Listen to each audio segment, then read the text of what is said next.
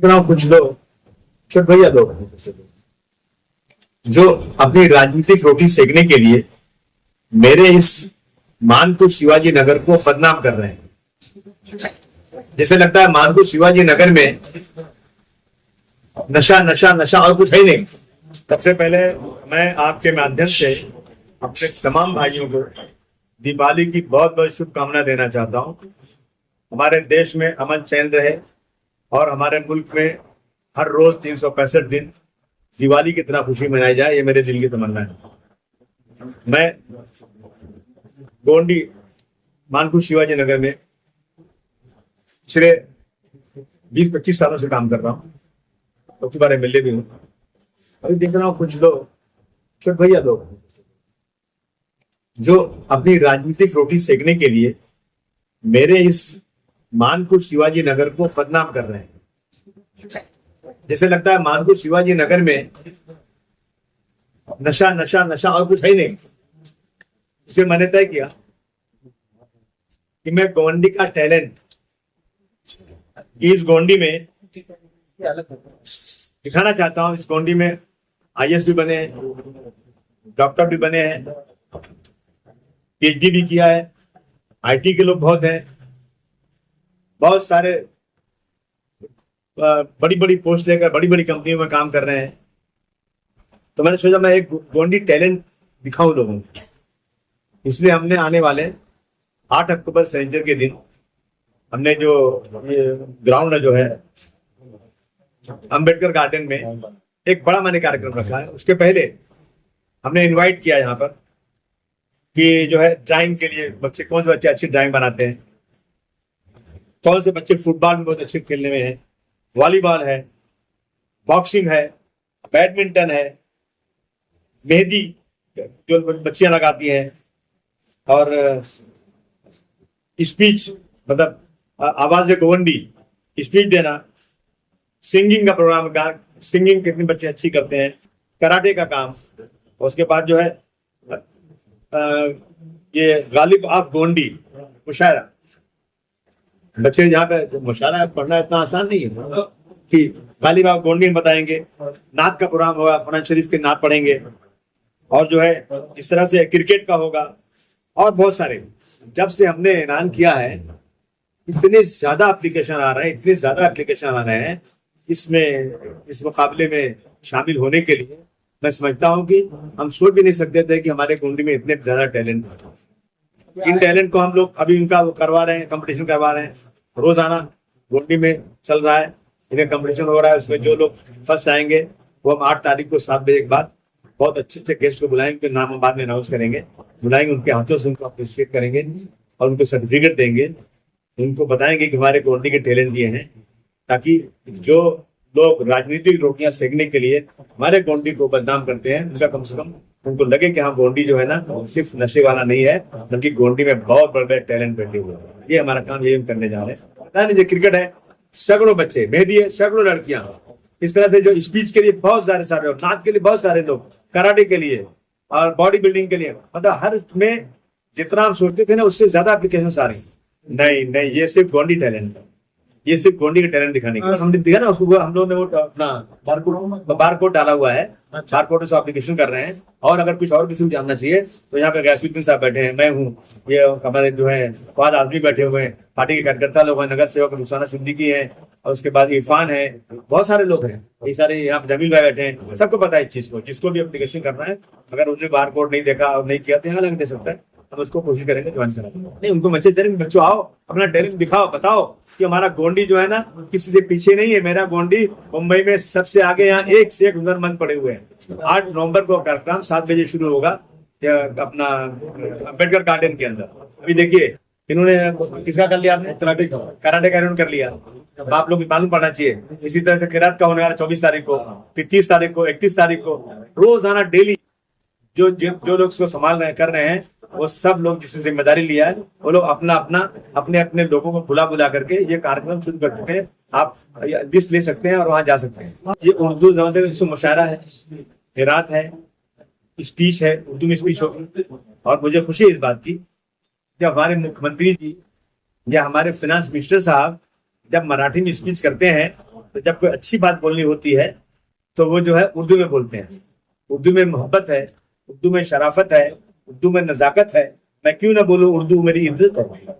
मैंने कहा ना आपसे कि कुछ छोटे भैया लोग जो उनको लगा है कि समाजवादी पार्टी गोंडी में छा गई है, सारे नगर सेवक पिछली 3-4 बार से उन्हीं के आ रहे हैं, एमएलए भी उन्हीं के आ रहे हैं, तो हम क्या करें, हम गोंडी को बदनाम करें कि गोंडी में नशा नहीं बंद हो, नशा हो रहा है, गोंडी में बहुत ज्यादा क्राइम है, गोंडी में जो है बहुत गंदगी, इन सब ऐसी चीजें रखे। आप और एरिया में जाके देखिए ना, इससे ज्यादा खराबियां हैं। मैं कल गया था बाईकल्ला ऐसी जगह, बिल्डिंग की जगह, आप जाके देखेंगे ना तो मैं दावे से कहता हूँ कि बाईकल्ला के 207 वार्ड में कल मैंने दौरा किया, इतनी परेशानी वहां पर है, शायद गोंडी में इतनी परेशानी नहीं आई। बहुत सारे एरिया में ऐसी चीजें हैं। तो गोंडी को बदनाम करने वालों को ये बताना है कि गोंडी में टैलेंट हजारों की तादाद में है, जो देश में बहुत सारी जगहों पर अपने जो है सर्विसेज दे रहे हैं। ये दिखाना है उनको। ऐसा है ना कि ऐसे बहुत सारे बच्चों को, मैं नहीं बल्कि बहुत सारी एनजीओ मदद कर रही हैं। अगर बच्चे अच्छे पढ़ने वाले हैं, अच्छे नंबर ला रहे हैं, अगर उनकी एप्लीकेशन आएगी तो मैं बहुत जगहों से उनको पैसा दिलाना। हम कई लाख रुपए यहीं से बैठ करके ऐसे बच्चों को जिनको पढ़ने में इंटरेस्ट है, उनको हम लोग फीस देते हैं, यहाँ से देते बैठ के।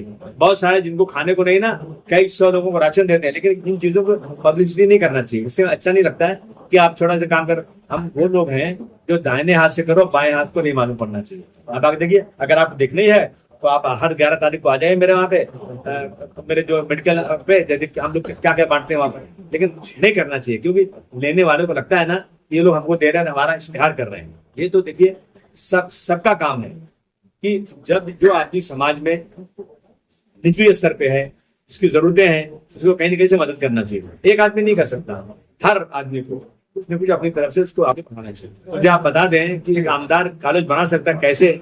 मैं आज करोड़ों रुपया मेरे जेब का लगाकर करने को तैयार हूँ।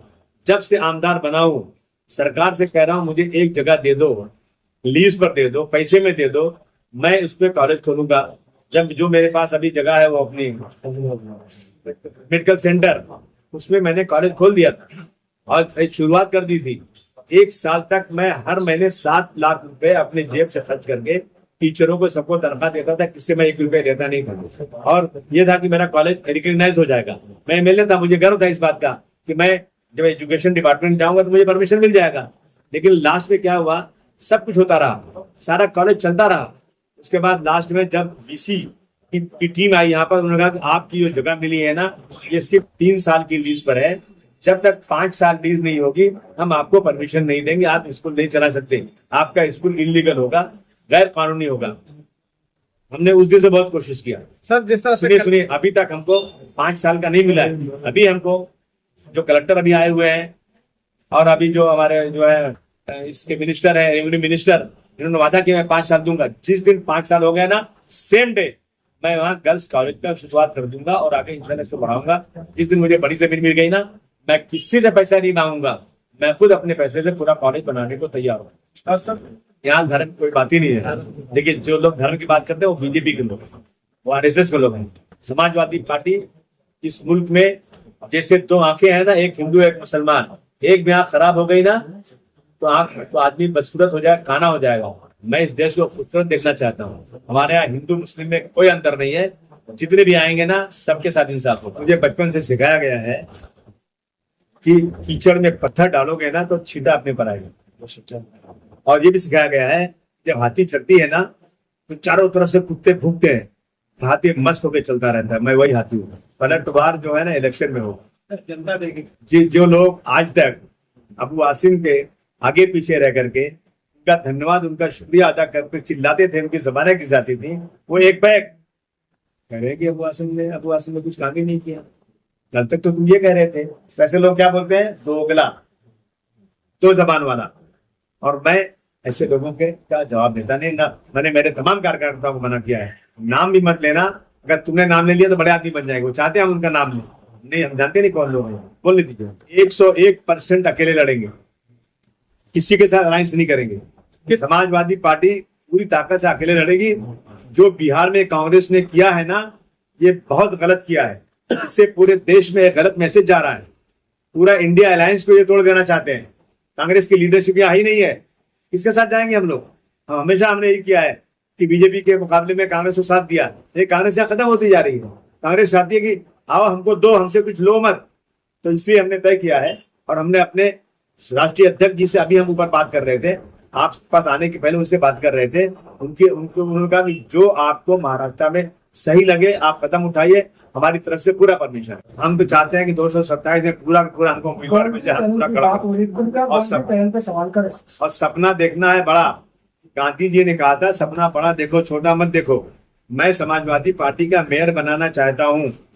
अगर मुझे 227 में अच्छे उम्मीदवार मिलेंगे, लोग मुझे वोट देंगे तो मैं वहां खड़ा करूंगा, नहीं तो जहां जहां अच्छे उम्मीदवार होंगे हर जगह खड़ा करूंगा।